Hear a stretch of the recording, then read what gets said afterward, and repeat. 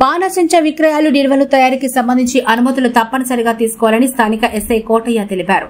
నెల్లూరు జిల్లా కలువాయి పోలీస్ స్టేషన్లో ఆయన విలేకరులతో మాట్లాడారు. జిల్లా ఎస్పీ డాక్టర్ అజితా వేజండ్ల ఆదేశాల మేరకు కలువాయి పోలీస్ స్టేషన్ పరిధిలోని వ్యాపారస్తులు, పోలీస్, రెవెన్యూ, అగ్నిమాపక శాఖల అనుమతులు పొందిన తర్వాతే బాణసంచ విక్రయాలు సాగించాలన్నారు. అగ్నిమాపక ప్రమాదాలు నివారించేందుకు ప్రతి దుకాణం వద్ద నీటి డ్రమ్ములో పొడి ఇసుక, అగ్నిమాపక పరికరాలు తప్పనిసరిగా ఉంచుకోవాలన్నారు.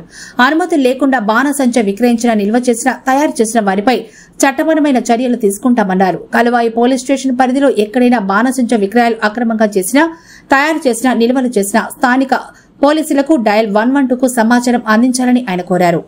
మండల ప్రజలకు దీపావళి అడ్వాన్స్గా దీపావళి శుభాకాంక్షలు.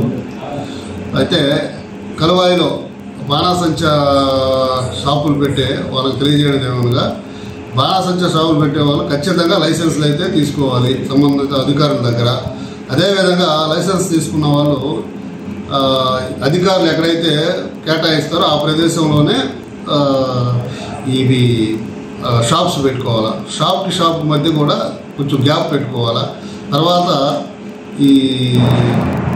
ఈ షాపుల్లో ఈ ఫైర్ని నియంత్రించేదానికి, యాక్సిడెంట్గా ఏమైనా ఫైర్ అయితే దానికి నియంత్రించేదానికి ఇసుక, వాటరు, ఈ ఫోము అవి కూడా పెట్టుకోవాలి. తర్వాత వచ్చి పిల్లలు, ఆడవాళ్ళు వాళ్ళు షాపింగ్కి వచ్చినప్పుడు కొంచెం జాగ్రత్తగా అక్కడ ఫైర్ క్రాకర్స్ ఏదన్నా ఫైర్ అయినా, యాక్సిడెంట్లు అయినప్పుడు ఇబ్బంది అవుతుంది కాబట్టి మీరు ముందుగానే ఆ చిన్నపిల్లల వాళ్ళు తీసుకురాబోతుంది చెప్పి కొంచెం హెచ్చరికలు మీరే చెప్పండి.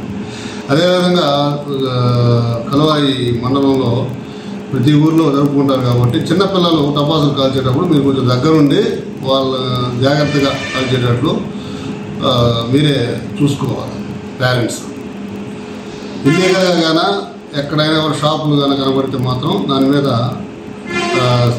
సివియర్ యాక్షన్ ఉంటుంది.